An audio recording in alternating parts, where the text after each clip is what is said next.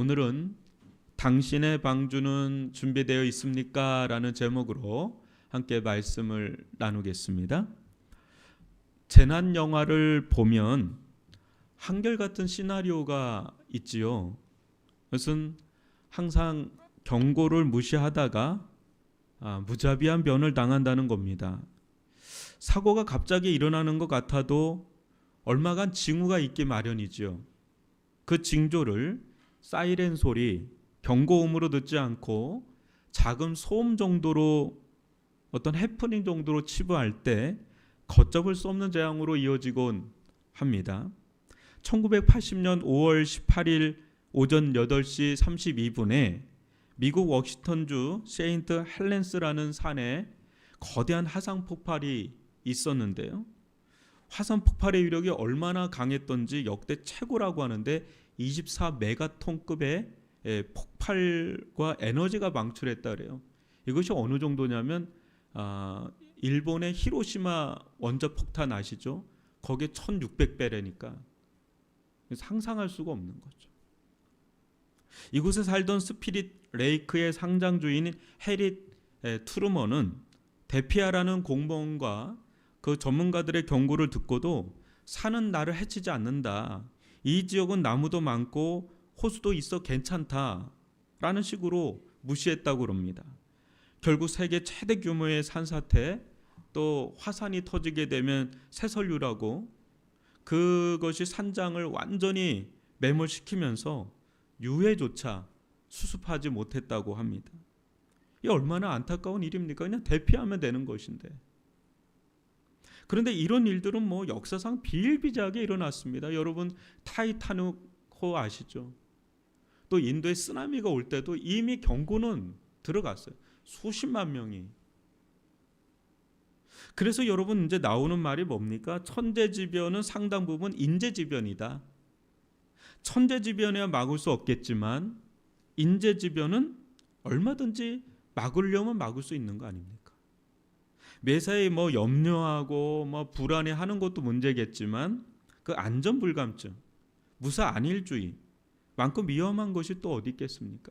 우리나라 꼭 사고 터지면 그냥 안전불감증 이런 얘기 꼭 나오거든요. 지난주에 이어 오늘 살펴볼 말씀 또한 하늘의 수없는 경고를 무시할 때 어떤 일이 일어나는지를 잘 보여줍니다. 그러나 그 와중에 하늘의 경고음을 무겁고 깊이 받아들인 한 인물이 나옵니다. 바로 노아입니다. 오늘 이 사람 노아의 믿음을 살펴보면서 이 시대 우리가 소유해야 할 믿음은 어떤 믿음이어야 하는지 깨우치는 복된 시간이 되길 주님의 이름으로 축원합니다. 먼저 히브리서 11장 7절 상반절만 좀 보겠습니다. 믿음으로 노아는 아직 보이지 않는 일에 경고하심을 받아 경외함으로 방주를 준비하여 그 집을 구원하였으니. 에녹에게 주셨던 심판의 말씀이 1000년이 지날 즈음 노아에게 다시 한번 주어졌습니다. 이 장면을 보다 상세하게 언급한 말씀이 창세기 6장 1절로 3절, 5절로 7절입니다. 노아 나이 약 480세 때 일입니다. 한번 보십시오. 사람이 땅 위에 번성하기 시작할 때에 그들에게서 딸들이 나니 하나님의 아들들이 사람의 딸들의 아름다움을 보고 자기들이 좋아하는 모든 여자를 아내로 삼는지라. 여호와께서 이르시되 나의 영이 영원히 사람과 함께하지 아니하리니 이는 그들이 육신이 됨이라. 그러나 그들의 날은 120년이 되리라 하시니라. 여호와께서 사람의 제약이 세상에 가득함과 그의 마음으로 생각하는 모든 계획이 항상 악할 뿐임을 보시고 땅에 사람 지으셨음을 한탄하사 마음에 근심하시고 이르시되 내가 창조한 사람을 내가 지면에서 쓸어버리되 사람으로부터 가축과 기는 것과 공중의 새까지 그리하리니 이는 내가 그것들을 지었음을 한탄함이니라 하시니라. 여러분, 하나님께서 세상을 판단하신 기준은 능력에 있고 없고에 있지 않아요. 돈이 있고 없고도 아니고요. 좋은 대학을 뭐 가고 못 가고도 아닙니다. 출세를 하고 못 하고도 아닙니다. 단 하나, 하나님의 영과 함께 하는가, 육신적인가, 하나님 앞에 사는가, 자기 마음대로 사는가, 이것이 기준입니다. 천지를 창조하신 하나님께 우리의 능력 여부는 그리 큰 것이 아닙니다. 이것이 얼마나 중요한 사안이냐면요, 자신이 정말 너무 사랑해서 창조한 사랑과 피조 세계라도 이 기준에서 벗어날 때 하나님은 지면에서 다 쓸어버리고 싶을 정도로 마음이 상하셨습니다. 왜 그렇죠? 무엇이 그렇게 큰 문제입니까? 뭐가 그렇게 큰 문제라는 것입니까? 오늘날뿐 아니라 노아 시대 때도 마음속에서 하나님을 지운 지 오래되었습니다. 그때 사람들의 마음에 생각과 계획이 항상 악할 뿐이었습니다. 이를 보실 때 하나님은 우리를 사랑한 만큼이나 너무나 괴로우셨고 근심하셨다는 것을 알 수가 있습니다. 하나님을 버린 세상을 향한 하나님의 주문엄한 말씀이 무엇입니까? 인류의 마지막 때가 120년 남았다는 겁니다. 120년. 120년이 지나면 인류는 지상에서 완전히 멸절된다는 것입니다. 이 말은 120년이 지나면 온 세상을 심판하시겠다는 1차 의미도 있지만 실은 그 기간 동안 하나님은 인류가 회개하고 돌아오기를 원하신 것입니다. 그러나 안타깝게도 그 시대에 하나님의 말씀에 제대로 반응한 이는 오직 한 사람, 노아뿐이었습니다.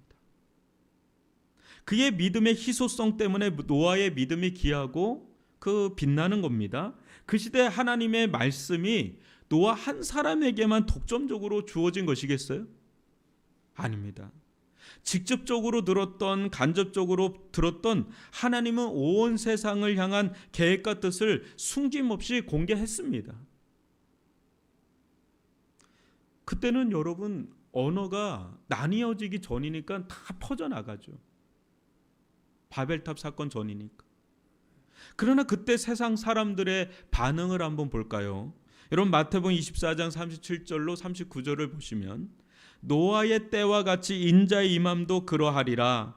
홍수전에 노아가 방주에 들어가던 날까지 사람들이 먹고 마시고 장가들고 시집가고 있으면서 홍수가 나서 그들을 다 멸하기까지 깨닫지 못하였으니 인자의 임함도 이와 같으리라. 또 베드로전후서 3장 3절로 4절도 한번 보세요.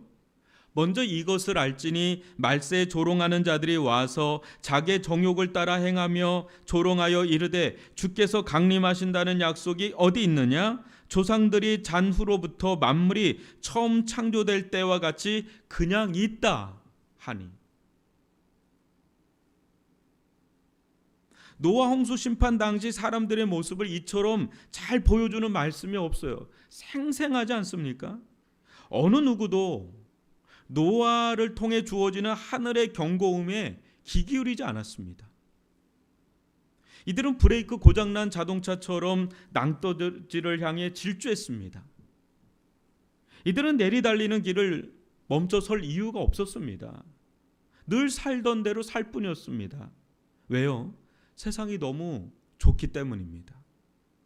이 세상에서 먹고 마시고 즐기며 사는 것보다 더 좋은 것이 없었습니다. 이들의 관심은 온통 이 세상에, 이 땅에, 온통 땅에 있었습니다. 가끔 한 미치광이 노인네만 나타나지 않으면 더할 나위 없이 좋은 세상이었습니다. 근데 어느 때부터 한 미친 노인네가 나타나 밑도 끝도 없이 하나님께서 하늘에서 큰 비를 내려 온 세상을 쓸어버리겠다, 그렇게 외치는 겁니다. 불길하고 개상한 이 말이 귀에 거슬리곤 했으나 그도 잠시 하늘을 보면 그렇게 평화로울 수가 없었습니다. 얼마나 화창하고 따뜻하고 맑은지. 그런 나날이 10년이 되고 20년이 되고 50년이 되고 100년이 되니 노아는 정말 미추광이로 낙인 찍혔습니다. 아울러 그를 향한 그 분노도 머리끝까지 침으로 올랐습니다. 120년의 세월은 하나님께 돌아올 충분한 기회의 시간이었지만 그들에게 120년은 노아가 거짓말을 일삼는 양치기 소년에 불과하다는 가십거리로만 소비했을 뿐입니다. 어느 순간부터 노아를 향한 폭력적인 야유와 조롱, 무시와 냉담이 터져나왔습니다. 노아 또한 여러분 어땠을까요? 그도 처음에 뜨거운 열정과 사명감으로 외쳤을 겁니다. 하나님 말씀을 들었기 때문에. 그러나 한 해가 두 해가 되고 두 해가 10년이 되고 50년, 100년이 지나면서 혹시 내가 잘못 들은 것은 아닌가? 내가 엉뚱한 짓, 공연한 짓을 하는 것은 아닌가? 봐봐, 조금이라도 조짐이 있어야 내 말에 신빙성이 생겨서 믿을 텐데 전혀 없잖아. 때때로 깊은 회의감과 절망에 빠졌을지 모릅니다. 그만큼 세상은 고요했고 평안했고 더없이 살기 좋았습니다. 사랑하는 성도 여러분, 저는 이 시대에 태어난 것을 감사하게 생각할 때가 있어요. 솔직히 저처럼 그런 생각을 하실지 모르지만 만약 노아 시대 때 태어났더라면 나는 어떻게 했을까?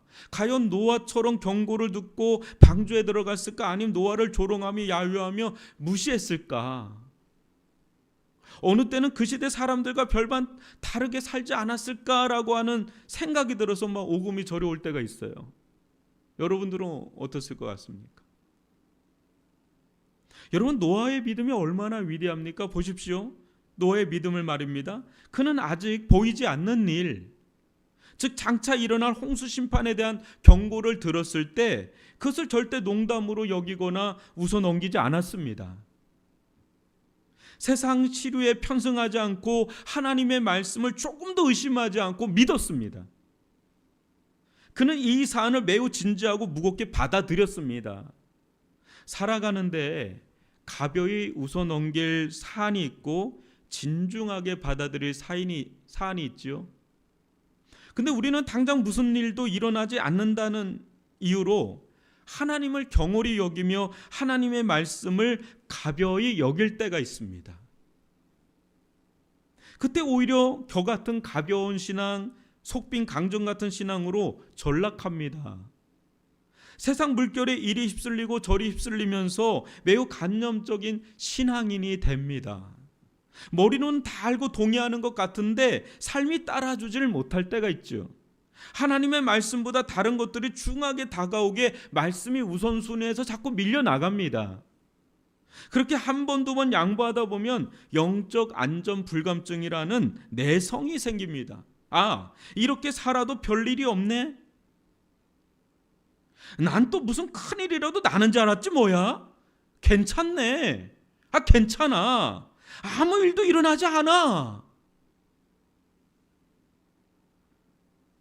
여러분, 하나님의 말씀대로 안 산다고 당장 청둥번개 칩니까? 아무런 일도 일어나지 않는 것처럼 느껴질 때가 많습니다. 여러분, 죄 짓는다고 하나님께서 바로바로 대응하십니까? 안 그렇습니다. 하나님은 오래 참으십니다. 이때부터 신앙은 점점 괜찮구나, 점점 간념적이고 종교적인 것으로 되어져 갈 뿐 삶의 실제적인 삶에선 별 의미도 가치도 없어집니다. 이 같은 신앙의 태행이 시작될 때 하나님의 경고 음이 옆에서 앞에서 뒤에서 사이렌처럼 청둥 번개처럼 내리쳐도 별 의미 없이 들려오는 작은 소음이요, 약간 신경 쓰이는 잔소리에 불과해져 버립니다. 민감하면 벌써 깨달아도 깨달아야 되는데 민감하지 않으면 그게 계속해서 주어져도 그걸 못 알아차려 있는 그런 일들이 일어난다는 거예요. 이런 일이 비단 노아 때만 일어났다고 생각하지 마십시오. 오늘날도 마찬가지입니다. 여러분, 지금 이 히브리서를 누구에게 주고 있는 겁니까? 1세기 성도들에게 주고 있는 겁니다. 여러분, 역사상 가장 신앙이 좋았다고 하는 시대가 1세기입니다. 그때도 배교의 일이 일어났다면 어느 시대 어느 때라고 안전할까요? 우리 안전할까요? 이 시대 안전합니까? 이런 일들은 얼마든지 노아 시대 때 1세기 2025년이 이때도 얼마든지 일어날 수 있는 일입니다. 예외 불가입니다.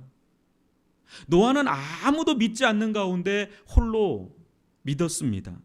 노아보다 더 외로이 신앙생활한 이가 있을까요?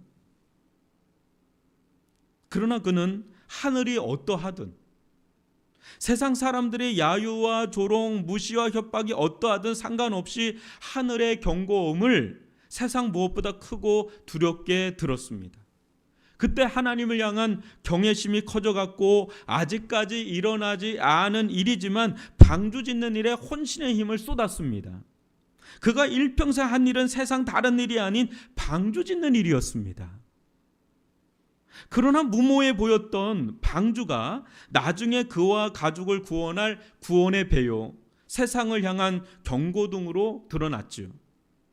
여러분, 마지막 때 홍수 심판이 막 일어날 때 방주 외에 무엇이 더 필요하겠습니까? 금덩이리가 필요하겠습니까? 하기가 필요하겠습니까? 뭐가 더 필요하겠습니까? 방주 외에는 없는 거예요. 저 미치광이 노인네는 지칠 줄도 모르네. 이쯤 하면 포기하고 그만둘 만도 한데 어찌 된 것이 점점 더 미쳐가나. 저가 이기나 우리가 이기나 우리 내기 한번 해봅세. 온갖 조롱과 야유가 빗발쳐도 세상 사람들이 하듯 단지 먹고 마시고 즐기는 삶을 그는 내려놓고 전 재산과 인생을 방주 짓는 데 쏟아붓는 이유를 가족조차도 몰랐을 겁니다.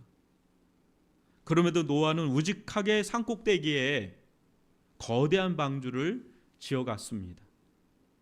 사랑하는 성도 여러분, 역사는 누구의 손을 들어주었습니까? 절대 소수였던 노아입니까? 아님 절대 다수였던 세상 사람들입니까? 그 시대 유일하게 하나님을 경외하는 믿음을 소유한 노아, 그가 최종 승자임을 우리는 압니다.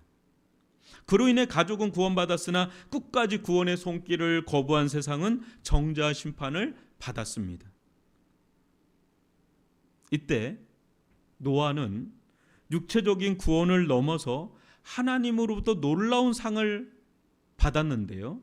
그것은 다름 아닌 의의 상속자라는 복입니다. 여러분, 히브리서 11장 7절 하반절을 보십시오. 이로 말미암아 세상을 정죄하고 믿음을 따르는 의의 상속자가 되었느니라.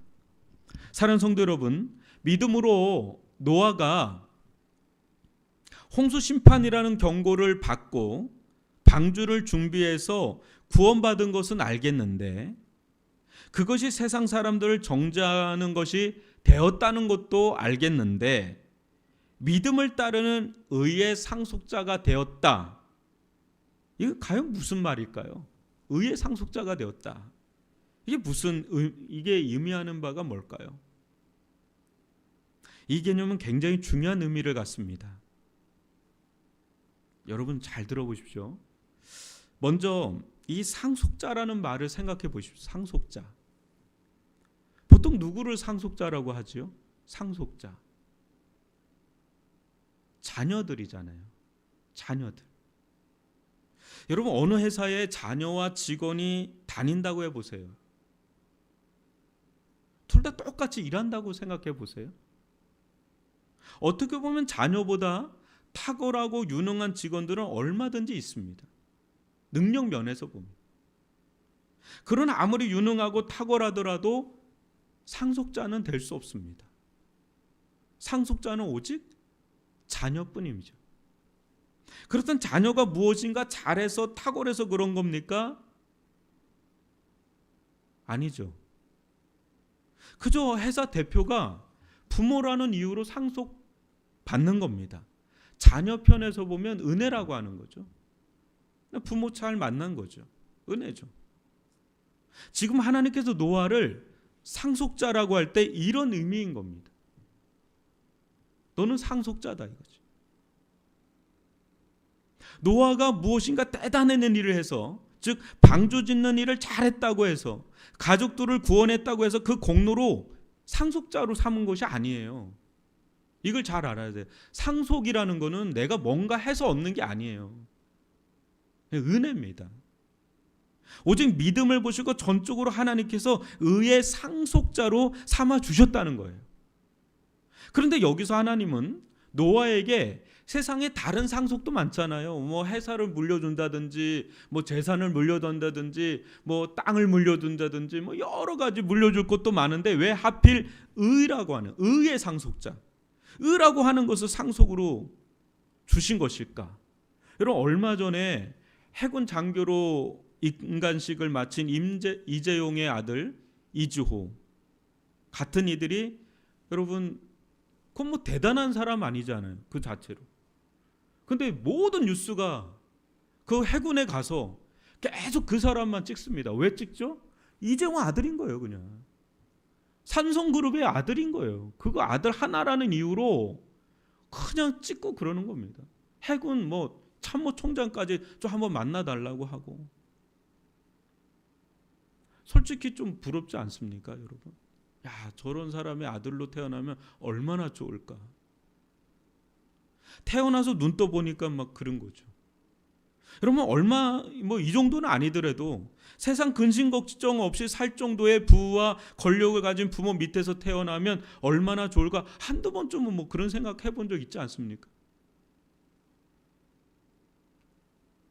지금 이 히브리서를 받은 1세기 성도들을 생각해 보십시오. 예수를 믿는다는 이유로 가옥을 빼앗깁니다. 사회적인 지위와 삶의 터전을 잃어버렸습니다.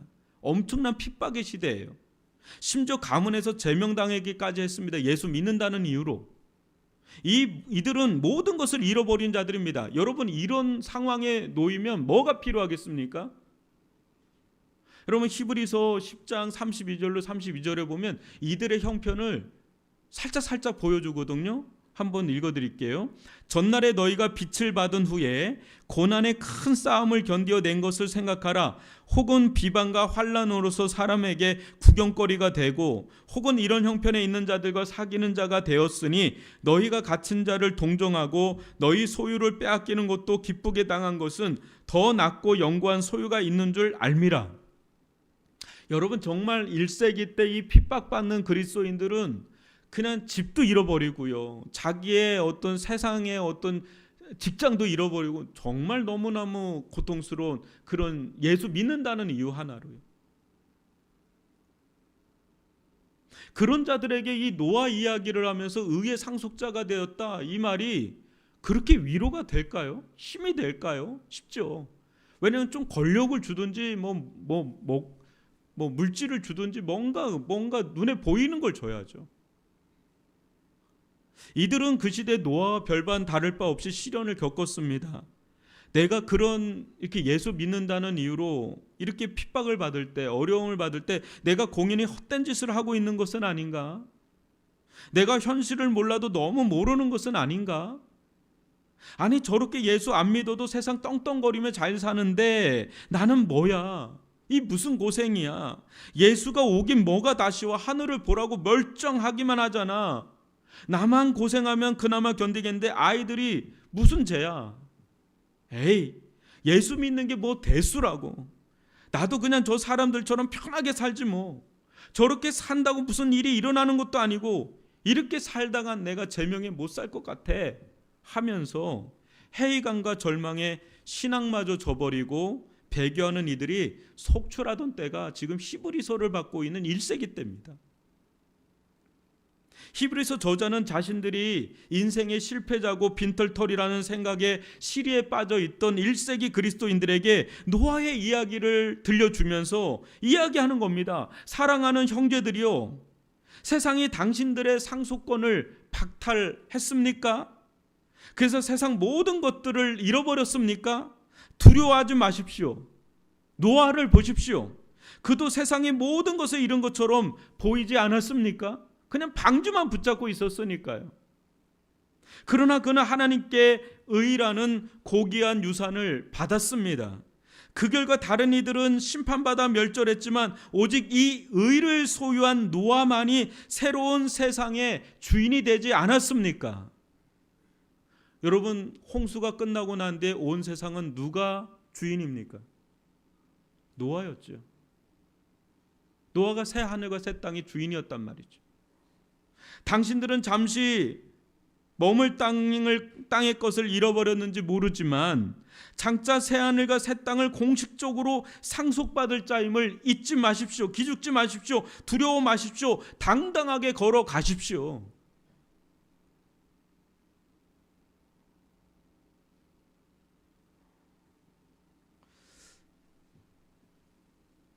사랑하는 성도 여러분, 우리는 보이는 것을 쫓아가는 자들이 아닙니다.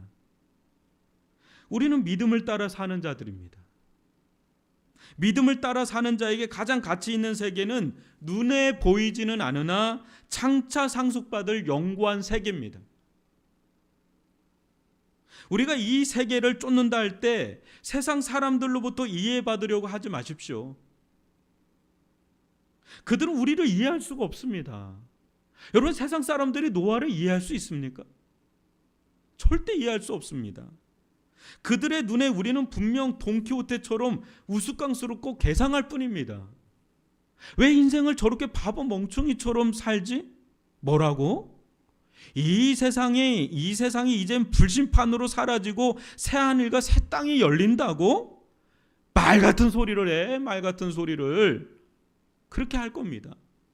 냉소적인 자들은 속으로 무시하겠죠. 세상엔 참 별 이상한 종자들도 다 있어. 뭐 저렇게 살으려고 그러지 뭐.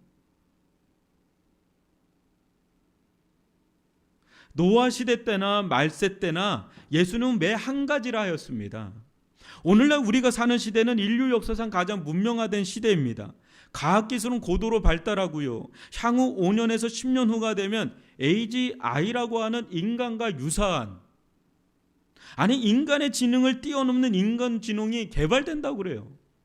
인간과 유사한 로봇들이 나오면서 대우주 시대가 열릴 거라고 합니다. 그러면 그럴수록 우리는 보이지 않는 세계보다 더욱더 보이는 이 세상에 집착하게 될 겁니다. 그때 세상은 하나님께서 노아에게 제시한 방주보다 더 탁월한 방주인 십자가보다 자기를 스스로 구원할 수많은 거짓 방주들과 파라다이스를 만들었어. 무엇이 진짜 세계인지 거짓 세계인지 가상의 세계인지 모를 정도로 환각과 착각 속에 살아갈 것입니다. 그때 하늘로부터 들려오는 경고의 음성을 무시한 채 끊임없이 이 세상에, 이 땅에 파묻혀 살아갈 것이 분명합니다. 여러분, 이 시대가 노아 시대 때나 이 시대나 1세기나 그 사람들의 반응과 생각이 여러분 엄청 다를 거라고 생각하면 큰 착오입니다. 똑같습니다. 사랑하는 성도 여러분, 노아 시대 이후에 하나님께서 세상의 끝을 경고하신 말씀이 있습니다. 베드로전서 3장 8절로 14절인데 이보다 더 확실한 예언의 말씀이 없습니다. 들어보십시오. 사랑하는 자들아, 주께는 하루가 1000년 같고 1000년이 하루 같다는 이 한 가지를 잊지 말라. 주의 약속은 어떤 이들이 더디다고 생각하는 것 같이 더딘 것이 아니라 오직 주께서는 너희를 대하여 오래 참으사 아무도 멸망하지 아니하고 다 회개하게 이르기를 원하시느니라.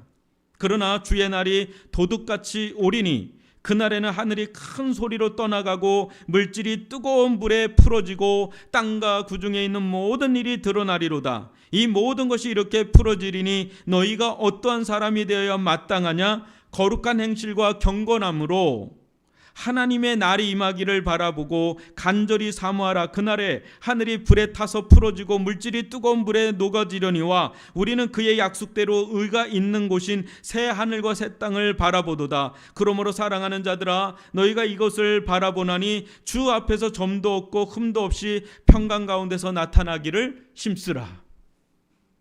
이게 마지막 시대에 사는 우리들에게 들려주는 경고의 음성이면서 구원의 음성이고 하늘의 음성입니다. 2000년이 지났습니다. 2000년이 지나도록 아무런 일도 일어나지 않습니다. 노아 시대 때 수많은 사람들이 조롱하듯 하나님께서 이 세상을 만드신 이후로 그 세상 그대로다. 지금도 뭔가 불심판이 임할 만한 징조가 나타나야 되는데 그런 징조는 1도 없습니다. 노아 시대 때 뭔가 번개라도 치고 뭔가 비라도 조금씩만이라도 왔어도 사람들은 뭔가 반응했을 거예요. 너무 고요해요. 너무 평안해요. 그러니까 노아는 거짓말쟁이인 거예요. 오늘 2000년이 지났어요. 히브리서를 이렇게 쓴 지 2000년이 지나도록 세상은 그대로입니다. 그러나 여러분, 성경에 게시된 말씀 가운데 유일하게 성취되지 않고 남아있는 하나의 말씀이 있다면 마지막 날이 올 거라는 이 말씀이에요. 이 세상이 나요, 이 세상이 마치 영원할 것처럼 사는 이들에게 하나님은 경종을 울립니다. 그러기에 성경은 우리에게 끊임없이 그날을 준비하라고 요청합니다. 여러분들은 하나님 앞에 얼마나 설 준비가 되어 있습니까? 하나님 앞에 설 의로움이 준비되어 있습니까? 하나님 앞에 점도 없고 흠도 없이 평강 가운데 설 준비가 되어 있느냐 말이에요. 지금 죽어도 나는 평안한 가운데 하나님을 맞이할 준비가 되어 있습니다 라고 되어 있느냐 말이에요. 날마다 예수의 십자가의 방주 안에 들어가 하나님의 준엄한 불심판을 피할 안전지대를 예비하고 있느냐 말입니다. 혹시 영적 안전불감증, 무사 안일주의, 난 예수 믿은 지 오래됐어. 난 교회 늘 나오고 있잖아. 뭐가 문제야? 그 정도라면 베드로후서가 쓸 일이 없어요. 힘쓰라고 합니다. 점도 없고 흠도 없고 평강 가운데 나타나기를 힘쓰라고 사모하라고 합니다. 굳이 그런 말을 쓸 필요가 있나요? 사랑하는 성도 여러분, 여러분은 자신이 장차 새하늘과 새 땅의 상속자라는 사실을 믿고 살아가십니까? 그렇다면 여러분은 노아처럼 세상 사람들과 확연하게 다른 구원의 방주를 준비하고 살아가십니까? 아님 세상 사람들과 별반 다를 바 없이, 아니 그들보다 더 세상 사람들처럼 살아가십니까? 여러분들은 지금 그들에게 표적 같은 삶, 찔림이 되는 삶, 그들을 정죄하는 것 같은 그런 느낌을 주는 매우 다른 삶을 살아가십니까? 아님 그들을 한없이 불허하며 그들처럼 살지 못내 아쉬워 하십니까? 여러분, 한 가지는 분명하지 않겠습니까? 히브리서를 받고 있는 1세기 성도보다 우리 때가 훨씬 더 하나님의 날이 가까운 거, 그건 더 분명하죠. 시기의 시침이 2000년이나 지나갔으니까요. 그분이 오지 않아도 우리는 그분에게 가고 있습니다. 그렇죠? 얼마나 살지는 모르지만 그분 앞에 간단 말이에요. 여러분, 마지막 때 방주만 필요해요. 여러분, 마지막 하나님 앞에 설 때는요, 십자가밖에는 필요한 게 없어져요. 물론 이 땅 가운데 여러분 일하지 말라는 게 아니에요. 다 여러분 열심히 일하고 살아야 돼요. 근데 우리의 주된 관심사, 우리가 방주 짓는 거에 얼마나, 내 구원의 방주를 짓는 거에 얼마나 마음을 쓰고 있느냐, 이게 중요한 거예요. 그때는요 십자가밖에 없어요. 근데 그 십자가를 날마다 여러분 내가 붙잡고 있느냐 말이에요. 또 구원의 방주와 같은 역할하는 교회를 향해서 여러분 그렇게 마음을 쓰고 있느냐 말이에요. 뭐에 그렇게 우리가 마음과 열정과 온 인생과 영혼을 갈아 넣으면서 뭐를 향해서 달려가고 있는지 한번 생각해 보자는 겁니다. 이 말씀들이 그렇게 우리들 가운데 경종을 울리지 않을 거예요. 뭐 이런 말씀 들어야지, 물론 들어야지, 그 정도로 아마 생각이 드실 겁니다. 저도 그렇고 그래요. 왜냐하면 이 세상 할 일이 너무 많고요, 이 세상이 너무 좋아요. 단군 이래에 대한민국은 이때보다 좋은 때가 없다고 하는 호사기입니다. 호황기입니다. 근데 이런 때 이런 얘기 들으면 뭐 부정은 안 하니까 믿습니다. 근데 그 믿음이 그냥 간념적이에요. 그냥 그렇지 뭐, 아무 일도 안 일어나잖아. 요 정도로 느끼고 있다면 아무런 준비됨이 없어요. 많은 분들이 언젠가는 죽음 앞에 서게 됩니다.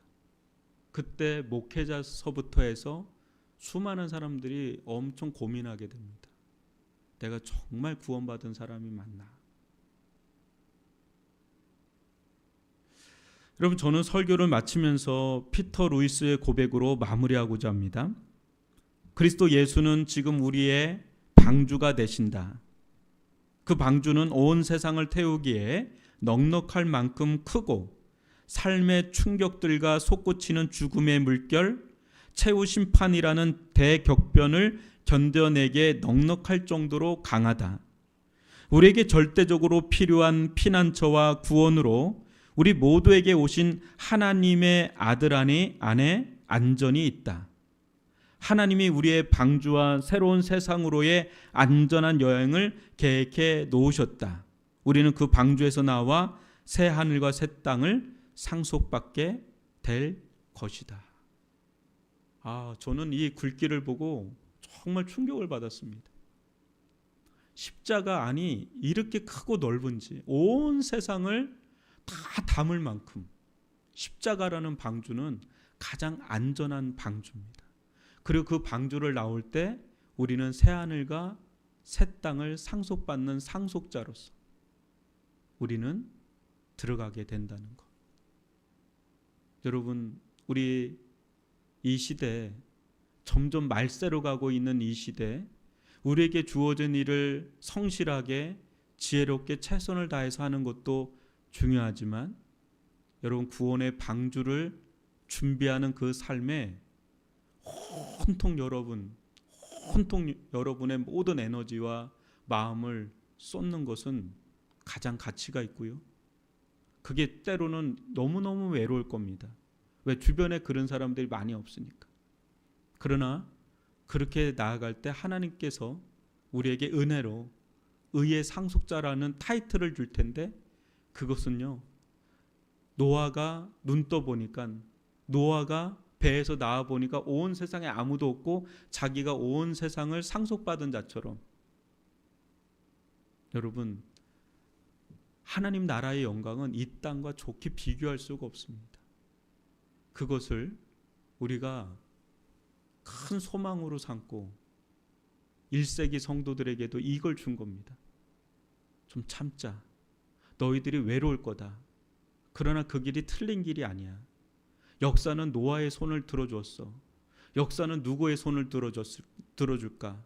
바로 1세기 믿음으로 산 너희들을 손을 들어줄 거야. 그리고 오늘 우리에게도 얘기할 겁니다. 너희들도 이 믿음을 따라서 살면 하나님께서 장차 의의 상속자로 삼아 주실 거야. 그러니까 믿음의 길을 흔들림 없이 좌로나 우로나 치추지 말고 믿음의 길을 꿋꿋이 걸어가렴. 괜찮아. 너희들이 지금 맞는 길을 가고 있는 거야. 라면서 우리를 응원하고 있는 겁니다.